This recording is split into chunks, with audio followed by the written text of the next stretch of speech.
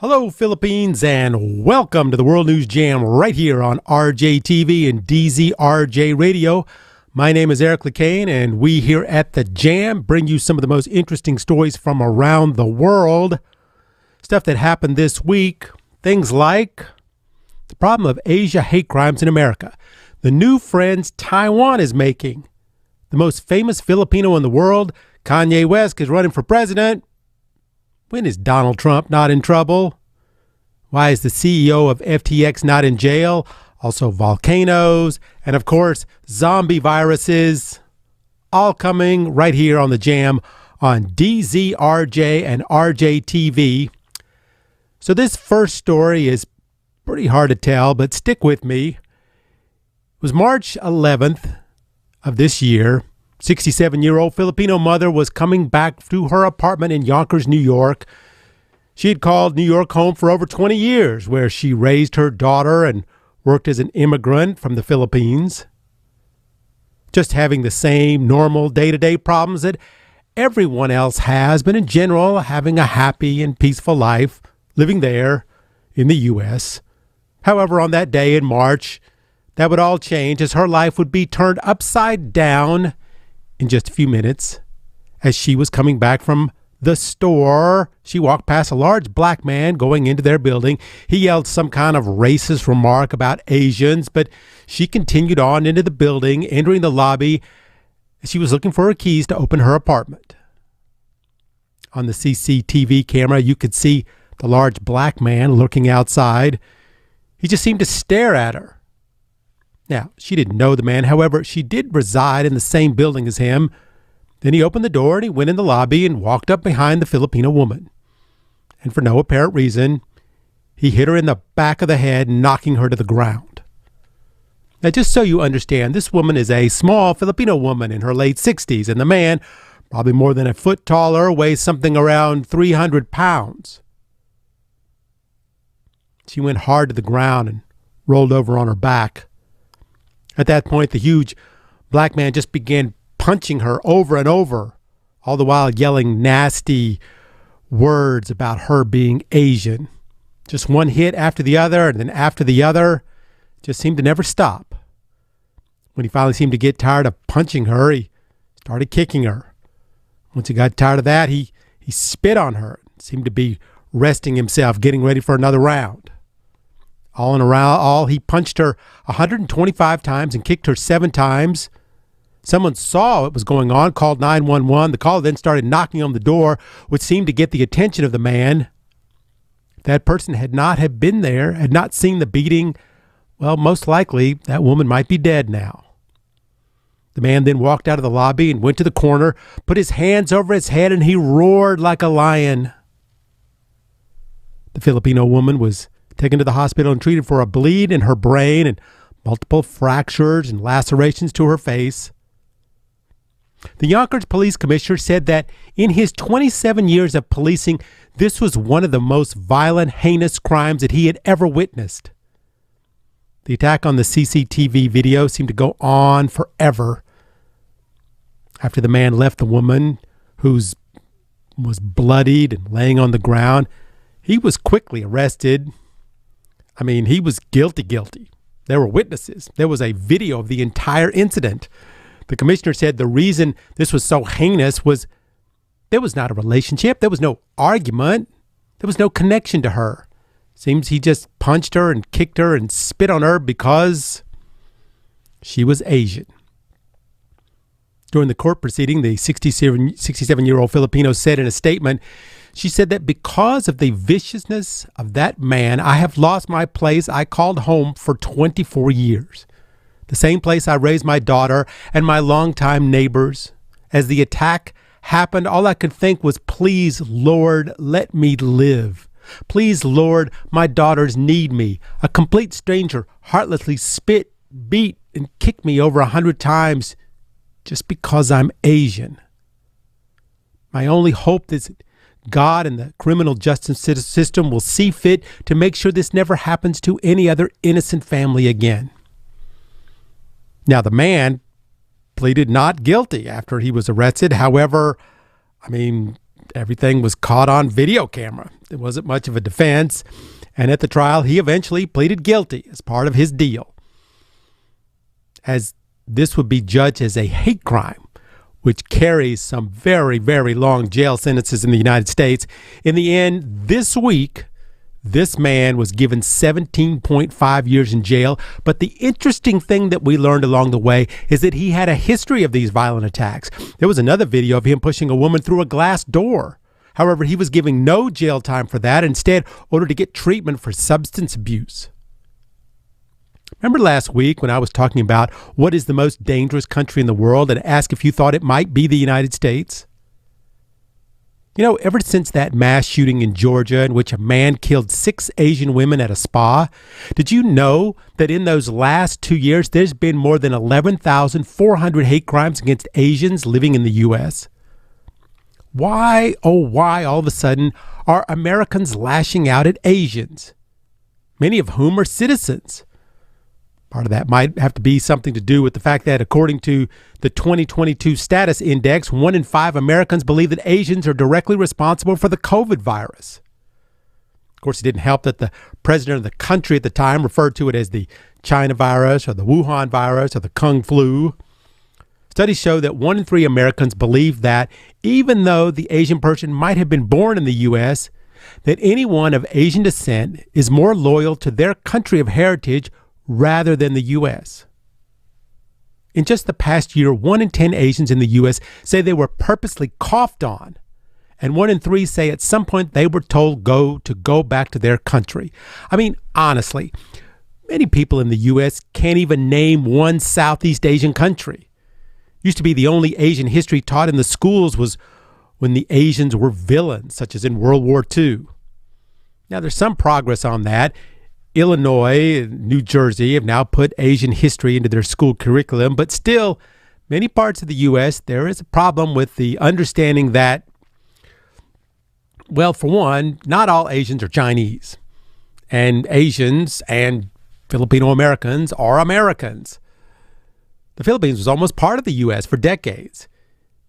If you remember that case 40 years ago, when an Asian was beaten to death by 2 white men just because at the time the Japanese car companies were thought to be taking jobs from America.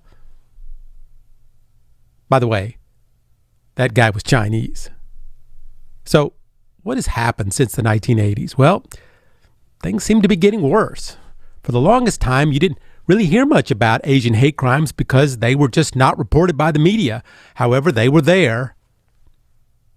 But it took the racist comments of a president to finally really bring it into the light.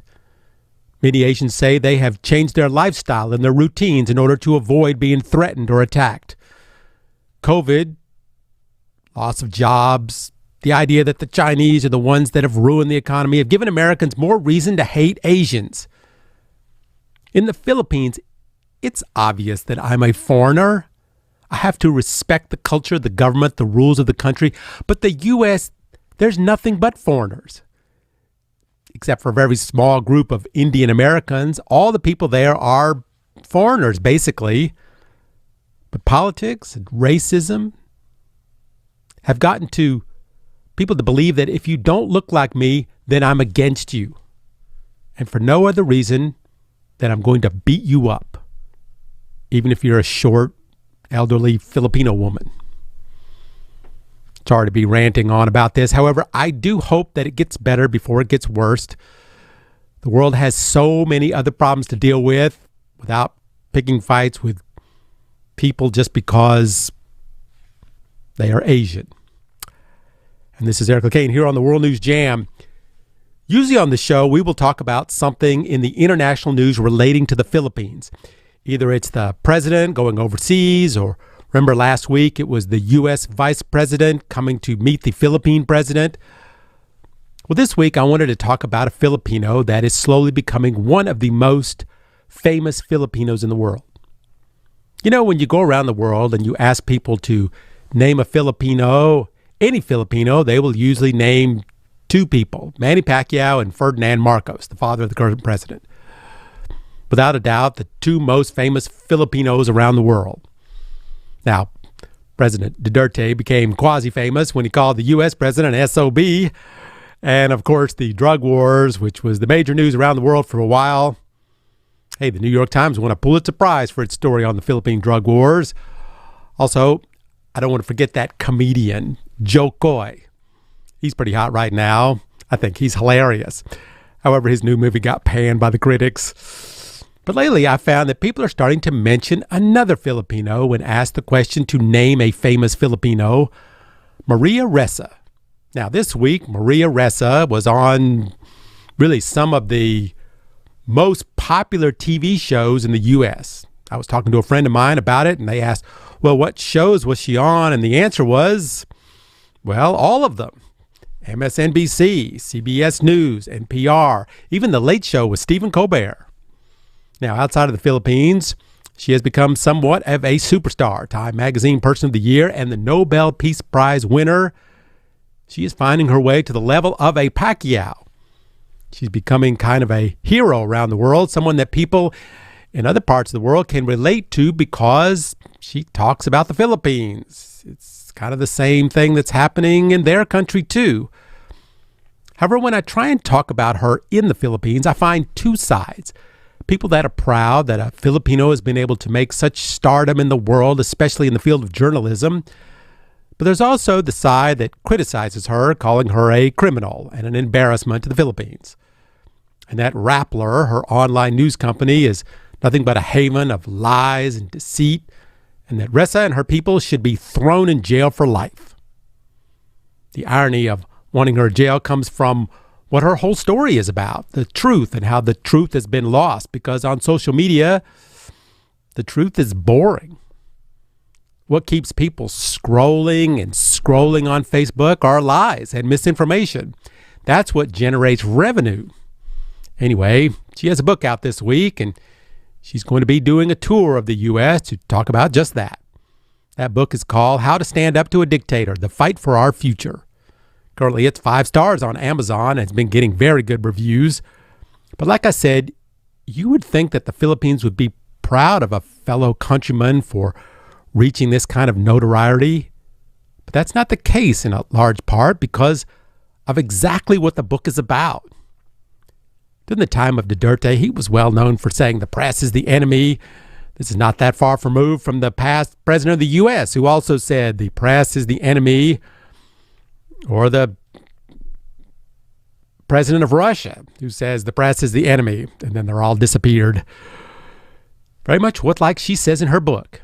If you say something enough times, people will believe it, especially things that they want to believe. The format of creating hatred for the press has become a template for being able to get away with things that many would consider somewhat criminal. However, they get off with a free pass because, according to them, the press is the one that's corrupt and tells nothing but lies. So if you, as a politician, are being reported on as corrupt or criminal, you can just say, it's the press. They are the corrupt ones. They are your enemy. And then people will cheer. Part of the reason behind Ressa's spring into stardom on the world stage is that she reported on things that the rest of the world was reporting on too. However, what the world was reporting on was cast aside in the Philippines. They aren't here, so they don't know what they are talking about. Although most of the reporters from the media outlets, such as the New York Times, were here in the Philippines. In the meantime, Rappler was reporting on the same stuff. However, people did not cast that aside. Instead, the government that she was reporting on went after her. Criminal charges, threats of jailing her for the rest of her life. Here again, this ironically catapulted her into stardom, won her a Nobel Peace Prize. And now she's putting out books and making millions. She's the toast of the U.S. cable TV. But the interesting thing about what is in this new book, from what I can see, is that it's claiming that Facebook is sometimes picking our presidents, not necessarily the people. That in these days, it's so easy to dispute the real facts because it's done on Facebook. You know, there is a fact, an indisputable fact. For instance, the world is not flat. You know it's a fact. I mean, we have pictures from outer space. We have airplanes that we fly around it. But still, some don't want to believe it. So you scroll and you scroll until you find someone that says maybe the earth is not round. And that takes you to another post that says that the earth is flat and we have proof. And then eventually to a site that says we must rise up against the earth rounders. As you can see, the amount of misinformation is perpetuated by the app itself. And now politicians are using these apps to purposely spread lies and misinformation because they know that it gets sales ads. You get millions to believe that the election was stolen, and then the app company gets paid. Everyone is happy, except for the fact that on January 6th, 5 people lost their lives and hundreds were injured. And what about the vaccines that will kill you? So people don't take the vaccine, and then 1 million people die. So Maria says that we need to muzzle this type of practice because the word fact is losing its meaning. But where is the line of muzzling misinformation, and what is free speech? What she said is free speech is killing free speech. Once you think about it in that way, well, that's it exactly. We are a society. We aren't smart enough to be able to decide for ourselves what's true and what's not true anymore. It's funny, many people are saying, no, we want our politicians to decide for us. We want our Facebook algorithms to decide for us. So Maria Ressa will continue to sell books. And we here in the Philippines will continue to scroll and scroll. I know when the Facebook algorithm sees that I watch the entire video of a cat running into a glass door, I will be stuck scrolling more cats for hours. That is the life we lead now. And this is Eric Lecain here on the World News Jam on DZRJ Radio. Well, this week, China is back in the news for being the jealous ex-husband again. Remember when Nancy Pelosi, the then Speaker of the House in the U.S., made a trip to Taiwan, and China flipped out, saying that any U.S. official must ask permission first before visiting Taiwan. This has been a bit of contention between these two countries, and that the U.S. recognizes China and Taiwan are one country. However, in the very same sentence, say that if China tried to make a military move on Taiwan, that they would step in and stop it. Even though Taiwan claims that the divorce between them and China, it's over. China has just not been able to let go. And if anyone comes calling at Taiwan's door, China is always there throwing a hissy fit. Well, this week was no different when the UK came calling. Members of the Parliament Foreign Affairs Committee went to see Taiwan. Now, this wasn't like a full-on date or anything. It was like going to have coffee. The UK is studying the possibility of a shift in policy toward the Indo-Pacific region. Since they actually divorced the European Union, they are wanting to stretch their white English legs out into that part of the world, considering the possibility of creating relations and boosting some economic developments there. Now, there was a big banquet between the Prime Minister and the delegation from the House of Commons. They discussed authoritarian threats and, well, other problems like that. How the ties between their two democracies is now more important than ever. Well, when they did that, China had a cow. They said this is a gross interference of its internal affairs, and this kind of action will be met with forcible response. This meeting was a flagrant violation of the One China policy. China urges the UK to stop any actions that violate the One China principle and to stop interfering in China's internal affairs. That this move sends the wrong signal to those who want Taiwan to be independent. But the Brits said that it's right for democracies to engage in a dialogue, seeing as how the world is split down the middle between authoritarians and democracies right now. Recently, there have been a straying on relations between China and the UK when China decided to sanction the UK because they criticized China's human rights record. They slapped sanctions on 9 Brits, including several elected officials. China says this is in retaliation for spreading lies and disinformation about alleged human rights abuses. Alleged? And it's not that easy for Britain to forget what happened in Hong Kong after they left. The promises of keeping life for its citizens the same. We all saw how that went. So the president of Taiwan said he looks forward to continuing to deepen the friendly and cooperative relations between Taiwan and the Brits through this face-to-face exchange, and to continue to work together for peaceful stability and prosperity in the Indo-Pacific region. So we will just wait and see what China will come up with as its retaliation. When Pelosi stopped off in Taiwan, China ran a full-scale war games not too far from the Taiwanese waters. So if China were to take a shot at getting Taiwan back, it's now going to have to contend with the U.S. and the U.K. This is what we talked about last year. China either needs to do it now or wait till there is a shift in the world order, because the longer they wait, the stronger Taiwan will get and the more allies that they will collect. And there's another problem coming down the road for China, something that's very small but very big: chip technology. Taiwan is preparing of making something that has been talked about for years, but it looks like now we're going to see it. That is the 2 nanometer chip. The companies to bring it to you will be the U.S., but it will be manufactured in Taiwan. Right now, the standard is the 7 nanometer chip, but Apple has started using the 5 nanometer in its iPhone 14. This means, in a nutshell, more memory, using less power. Apple also has the A16 Bionic chip, which is built on a 4 nanometer architecture, but by the year 2025, the 2 nanometer chip will be on the market. I can't imagine what that'll mean to the processing power of phones and laptops. Can you imagine a laptop that can run for a week or longer on one battery cycle? Of course, Apple will be the first company to put that chip into a machine, but others will soon follow.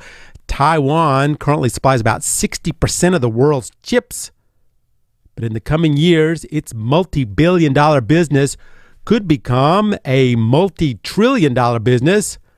What kind of power would that give a small island? They will be the only place on the planet that can mass produce the 2 nanometer chip. So what is China going to do about this? Since the U.S. has sanctions on the exports to China, they could end up being left out in the dust. Well, China's going to find it hard to obtain any kind of chip lower than a 7 nanometer outside of Taiwan. So China is currently in a flurry trying to develop its own ability to create chips. In fact, they spent something like $500 billion on this, but they still need the technology. Taiwan has currently banned all outsourcing of advanced chips to China. No Taiwan chips will be produced in China. Of course, China does what China does. They're trying to lure the top Taiwanese techs to China. But Taiwan is onto this. The Ministry of Justice raided 10 Chinese companies in May on suspicion of using illegal means to poach chip engineers. To make China even madder, Taiwan has agreed to set up a plant in the U.S., manufacture chips there in the U.S. as well. They will begin production in 2024. They have already set up alliances with South Korea and Japan, but not China. So now you might understand why China is so very jealous when anyone visits Taiwan. Yes, China has a big military, but China wants power. They want to own the supply chain to the world, and currently they are being bypassed by someone that they consider their own country. Will China one day get so mad that they'll just start bombing chip plants in Taiwan? The U.S. and Taiwan are currently working on a plan to defend itself in case that were to happen. China's not going to sit back and watch the West control the Asian chip market. But what are they going to do? Is this where they have an excuse for putting the massive military they have to use? Speaking of Apple throwing apples around, just a quick update this week. They are threatening to take Twitter off the App Store. So if you don't have Twitter, you think that now is a good time that you might get started with Twitter, you better hurry up and get it. Anyway, according to Elon Musk, which is a real problem for Twitter, it seems they're having now. He's saying that Apple has all but stopped advertising on Twitter. Apple is one of the single biggest advertisers on Twitter, but Apple is taking away its pie. And that's a problem for Twitter. Elon tweeted, Apple has mostly stopped advertising on Twitter. Do they hate free speech? Apple has actually taken down other apps before for promoting or saying things that it deems are against their policy. They took the app Parler down, the same right-wing conservative app that Kanye West recently tried to buy. Just to put it in perspective, Apple spent $48 billion on ads in the first quarter of 2022, but in a week in November, they only spent $130,000. That's a sharp decline. So Musk said he would go to war with Apple. He actually said, go to war with Apple. This has created a massive tsunami of attacks from Republicans and right-wing protesters all against Apple, saying Apple is biased against conservatives, yada, yada, yada. Threat from politicians that soon Republicans will take over Congress. And then, you're in big trouble now, Apple. Well, 2 days later, Elon Musk said, oh, wait, never mind. Turns out he was just being paranoid. Apple was never going to remove Twitter from the Apple Store. Turns out the whole thing was just a big misunderstanding. Turns out Tim Cook of Apple must have been busy or something. Anyway, he finally contacted Elon Musk and said, hey, everything's cool here. So a big oops on the part of Musk. But it goes to show you how misinformation and people just tweeting on emotion can have some serious consequences. Musk made that tweet in a day after the Republican Congress was talking about inquiring into Apple's business practices and making threats. And the whole thing was just a misunderstanding.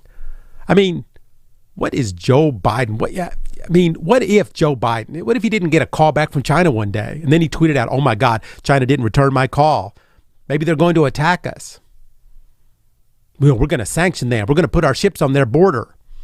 In a few days, China goes, hey, we were just at the beach. No signal on the phone there. Everything's okay.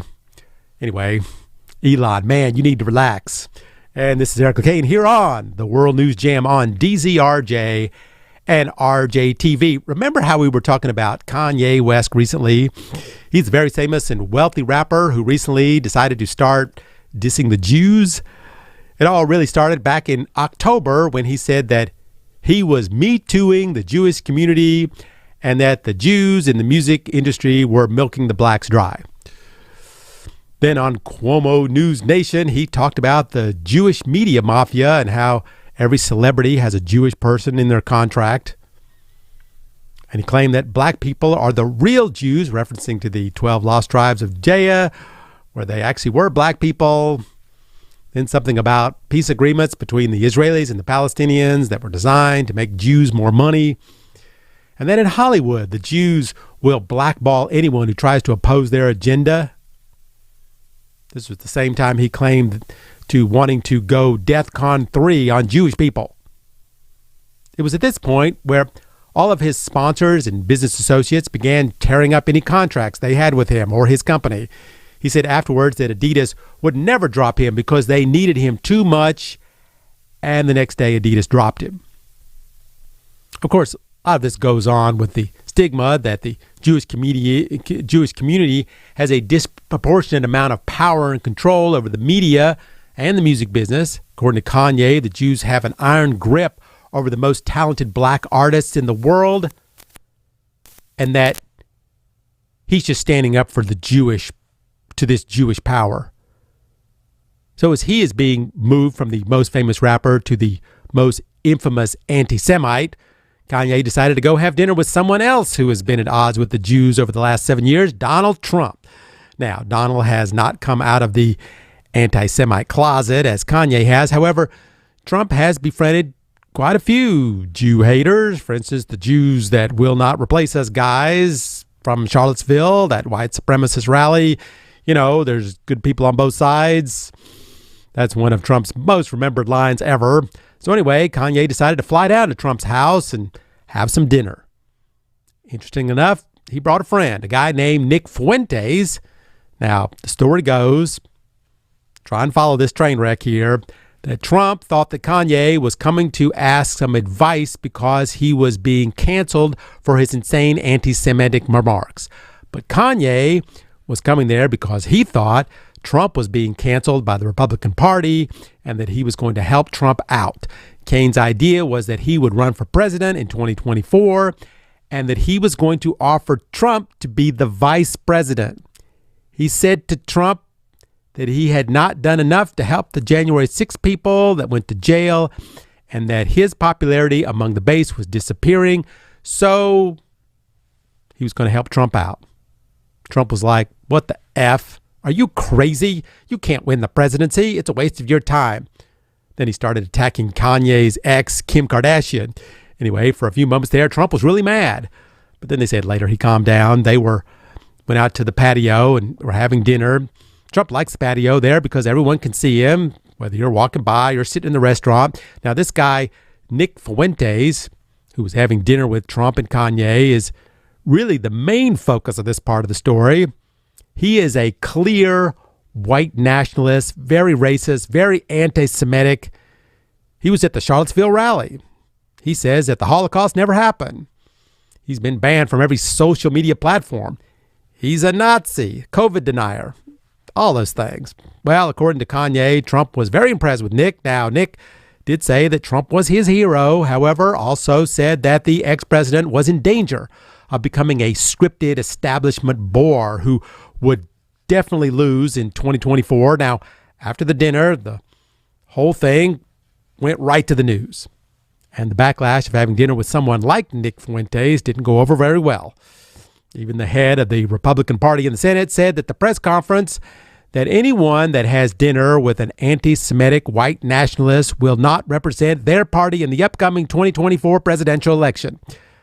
Now, Trump is saying he was set up, that he didn't even know this guy, Nick Fuentes. Of course, many people didn't believe that, but it is entirely possible that it was a setup by Kanye and his crazy campaign manager, the right-wing provocateur Milo Yiannopoulos, who said, I wanted to show Trump this kind of talent he's missing out on by allowing his terrible handlers to dictate who he can and can't hang out with.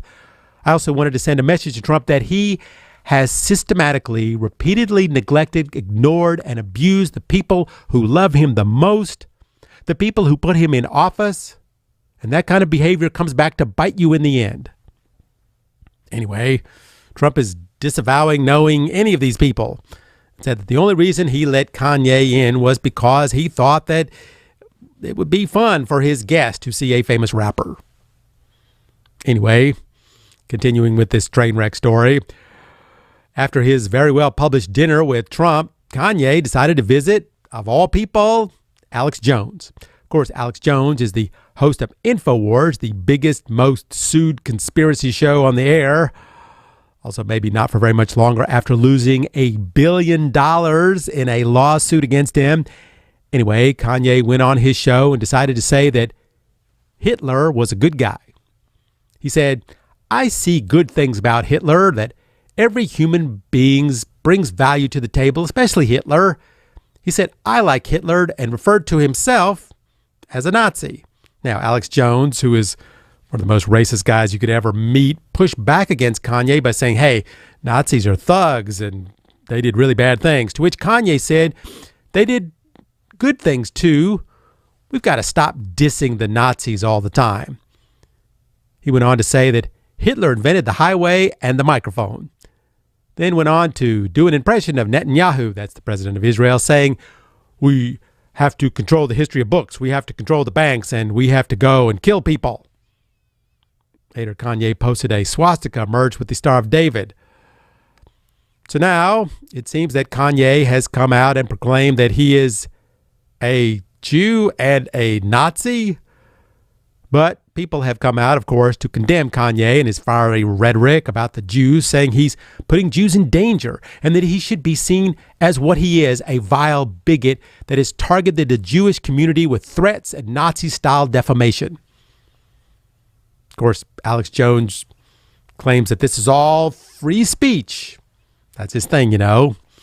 However, people are saying that when you cross the line in promoting violence against an ethnic community, you have crossed the line of free speech. Now, personally, I think Kanye is doing this, saying all these things to get attention from the Trump base that believes that by saying all this stuff about the Jews, he can drum up a lot of support for his presidential campaign. That maybe he can be the new Trump.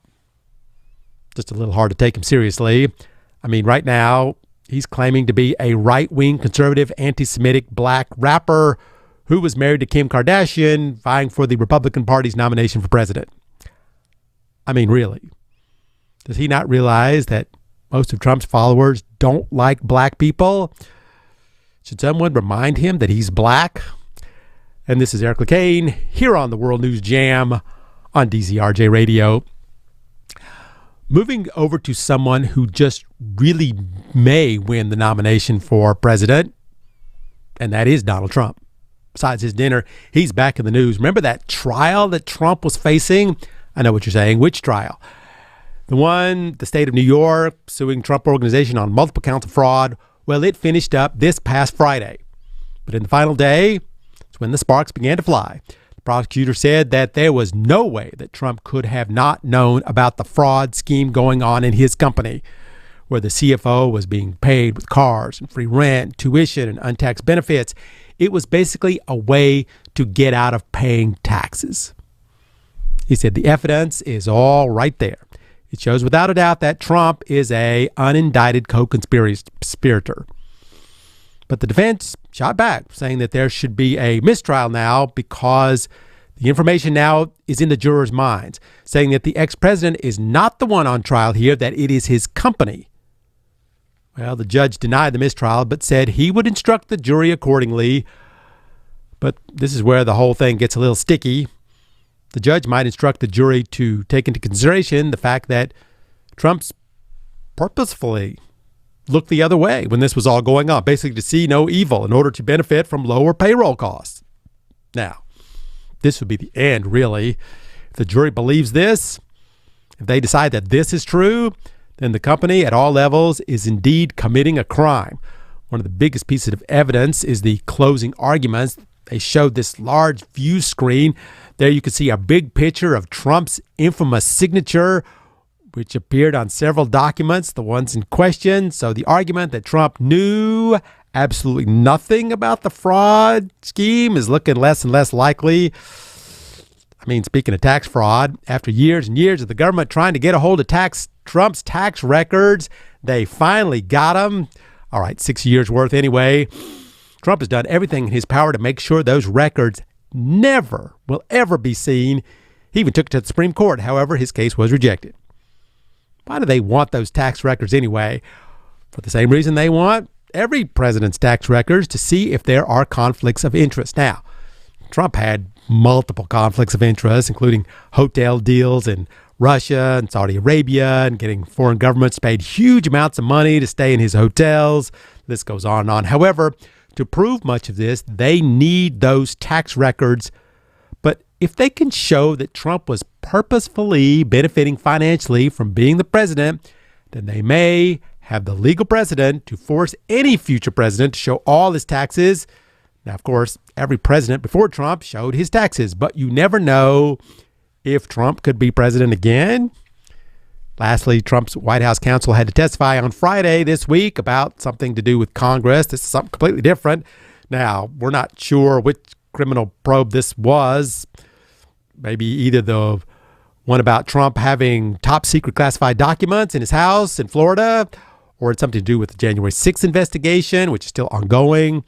Pat Cipollone, the guy that was there during the January 6th insurrection, who said, "We are breaking every law in the book." He was also present when Trump swiped the secret government documents.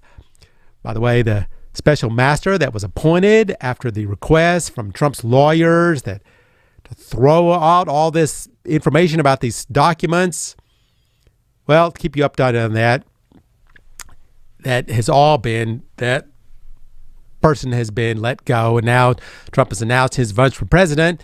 They have made a special prosecutor that will preside over the multiple Trump cases.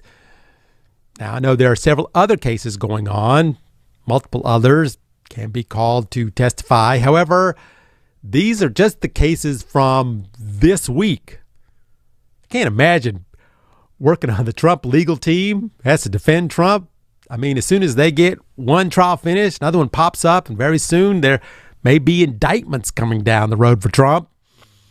And the big question coming is, the new Republican-led Congress, are they going to back Trump to make sure that he never gets indicted, or will they all turn on him?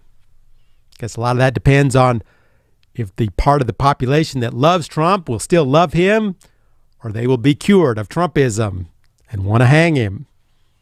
I guess we will see. Who is Charles Ponzi? Well, he was an Italian immigrant in North America in the 1920s. He had a great idea. He would get people to buy discounted postal reply coupons from other countries, then redeem them in the United States. He promised you 50% profit in 45 days or 100% profit in 90 days. Charles's idea made him wealthy. He owned a mansion, had a Locomobile. It was the nicest car you could buy at the time. It was great, except for the fact that all his money was based on this scam. And it was a scam. He was just paying off one client with the money that he just got from another client. Of course, it finally collapsed, but not after costing investors $20 million, and this is in the 1920s. Spent 3 years in jail in Canada, 3.5 in U.S. federal prison, 9 years in state prison before being deported, where he lived the rest of his life in Italy in poverty. But he will live on in infamy as having one of the greatest scams in history, so great that it is named after him, the Ponzi scheme. Now, moving on to the 2000s, does anybody remember Bernie Madoff? Back in 2008, during the great market meltdown, Bernie was running a private investment firm making people millions of dollars. He had this MO of how his operation was a big secret, how he would pick you as an investor instead of the other way around. He was so exclusive because he had the secret touch. He could make you 20, 30, 40, 50%. Other banks were in awe of him, while some experts were saying, hey, this isn't even possible. So while everyone else was losing money, how was it that this guy was making so much? Well, in reality, he wasn't. But it looked like he was. It was the old Ponzi scheme. It was a very simple business plan. Get everyone's money, buy yourself some nice homes and cars and planes and lots of cool stuff so that you look really rich, and then send out to your investors documents showing that they are all making tons of cash. Now, if anyone asks for their money back, you just use the other investors' money to pay them. It's like the Ponzi scheme, but of course, it was not the original Ponzi scheme. It was the updated version. On a side note, there was always these exact same schemes right here in the Philippines. You can invest your money and get 50% back and then take a picture of all your cash and then post it on Facebook and show all your friends, and then they would want to do it. But the money you were getting was actually money being deposited by other people, like your friends. Just a big circle of cash, some of them going on for years. But the problem they had in the Philippines was that Duterte finally said, hey, wait a minute, shut the whole thing down. And then the people at the end of the line all lost their money. But as opposed to the Madoff scheme, in the Philippines, you invested 50,000 pesos.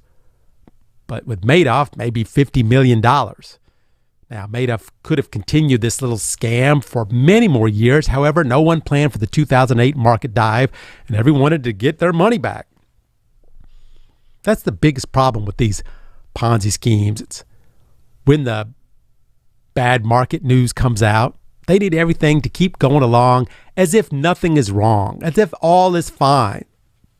However, the market dropped and 40,454 people of Madoff's fund went to get some of that $64 billion they had invested. But the only thing that was left was the beautiful homes and stuff that Madoff had bought with their money. Now, as soon as all this came to bear, the FBI showed up at Madoff's fancy New York apartment and asked him to explain this, and he said, I can't. Bernie got 150 years in prison. However, he didn't have to serve very much of it because, well, he died in prison last year. Now let's jump up to 2022. This is the time of cryptocurrencies, in which the idea of value is valuable. I mean, crypto is not really money. It's not really a company. It's not really stuff or a commodity. It's an idea of money that someone said, hey, this is worth a lot. And if you say something enough times, eventually some people will believe it. And some people made a lot of money. They invested. They claimed it was worth a lot. So everyone bought it. And the price went up. And then, as is usual in these types of things, the rich are still rich and everyone else lost 90%. But in the middle of all this, there was a Bernie Madoff. Not the old stoic-looking man in his suit and his $300 scarf, but instead a young, goofy kid with a funny-looking hairdo. And ironically, his name was Bankman-Fried, or as many like to say, Bankman-Fried. As we have said before on the show, he kind of ran a similar scheme to Bernie's, however, with crypto instead of cash. You see, after Bernie's scandal, the government made it hard for anyone to do that again with cash. There are regulations now for banks, hedge funds, investment platforms. So it's hard to pull off another scam like in 2008. But cryptos are kind of in the Wild West stage. The government is still trying to figure out how to regulate it. So while all of this is going on, Bankman-Fried started his platform to exchange cryptos. Called it FTX, and also an investment fund called Alameda. Somewhat similar to Madoff, he used the funds from one to pay off the creditors of the other. Everyone was happy because it looked or had the appearance that everyone was making so much money. But then the world economy went bad, and the crypto market took a humongous dive. Bitcoin was like close to 70,000, and now it's 17,000. That's painful. And the news came out that this guy, Bankman, might be using depositors' money to pay off his debts. So everyone made a mad rush to get their money, and, well, you know what happened next. But there's a big difference between Madoff and Bankman. When they found out that Madoff was running a scheme, the government arrested him. But when Bankman, he did the same thing as Madoff. He's currently doing all the talk shows telling us that he's really a good guy.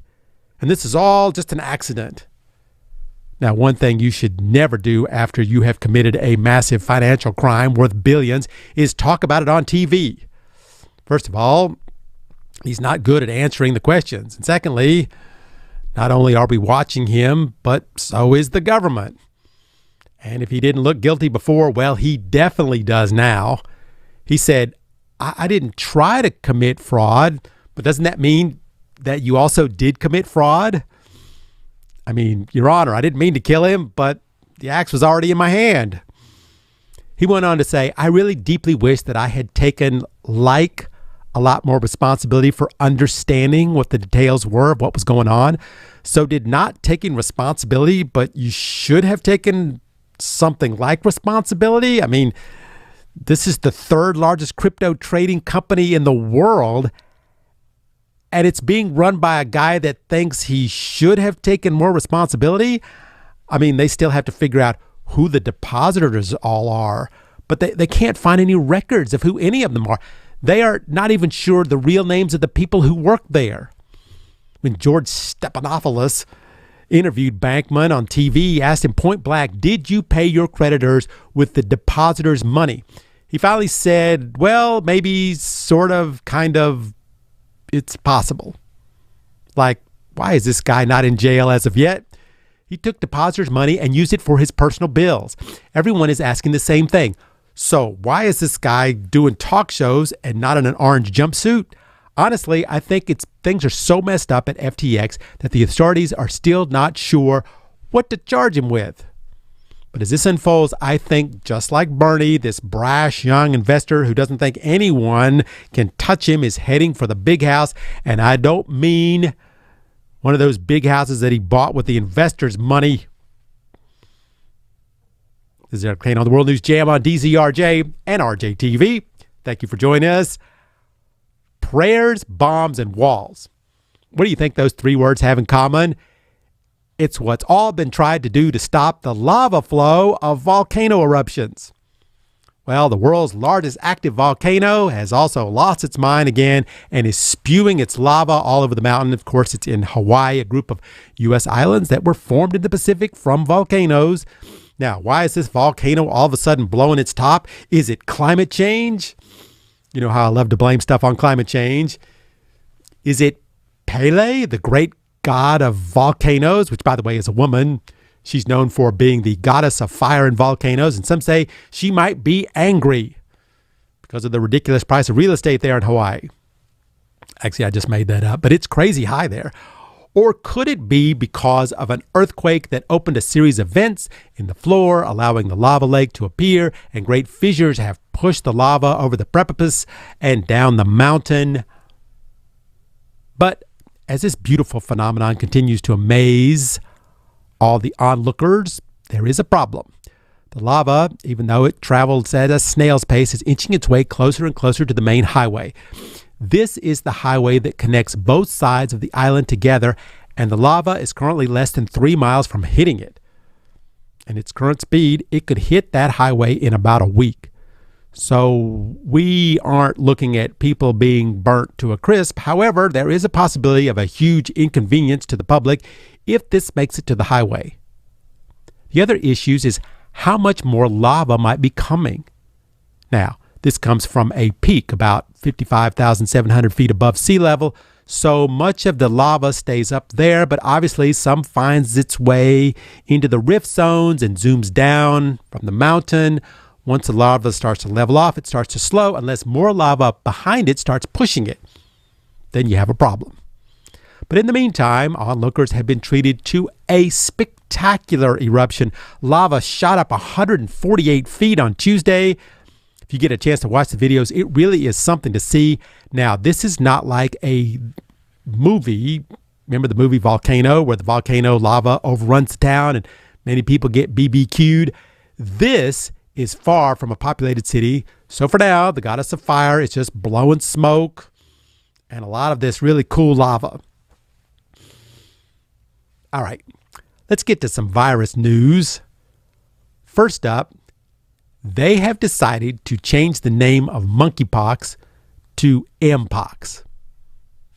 The World Health Organization has changed the name of the latest virus wreaking havoc on the world. They are doing this because monkeypox to them sounds racist. Seems if you use the word monkey, it has a connotation of being a description of an ethnic group, such as a monkey is associated with black people. You are not aware, throughout history, there has been too many connotations between black people and apes or monkeys. They were thought to be direct descendants of gorillas at one time. During the slave trade, there were pictures of cartoons of slaves with chains around their necks like you might see in a zoo. They referred to as beasts and savages and brutes and monkeys. So, the term monkeypox suggests the disease comes from monkeys and therefore comes from black people, which the WHO suggests would lead to much misinformation being spread faster than even the virus. I just think that maybe they should have changed the name entirely.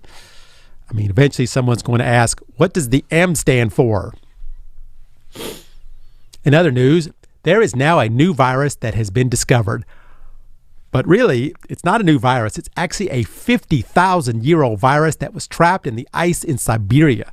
Scientists were able to collect 13 different virus samples from the permafrost in the far northern province of Siberia in Russia.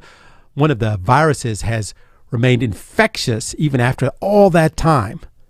This is known as the Pandora virus, although the group of viruses are known as zombie viruses.